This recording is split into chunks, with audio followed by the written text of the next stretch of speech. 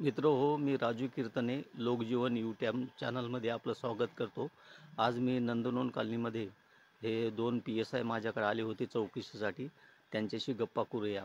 हे दोन्ही PSI फुलंब्री तालुक्यातील पिरोडा गावाचे आहेत. सर, आपलं नाव काय?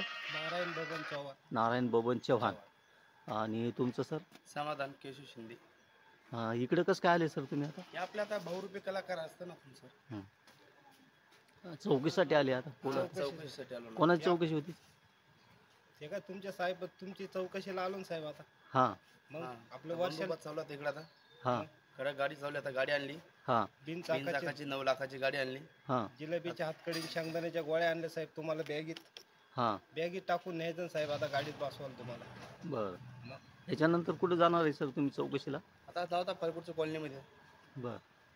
हो पलीकूड घेऊ 2-3 घरं 2-3 साहेबाचा फोन आलता वरून.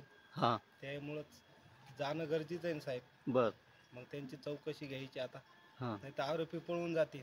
हां मग साहेब आम्हाला मध्ये टाकून देतील. हां त्यामुळे आम्हाला काळजीने जायचं ना साहेब आता. बरं.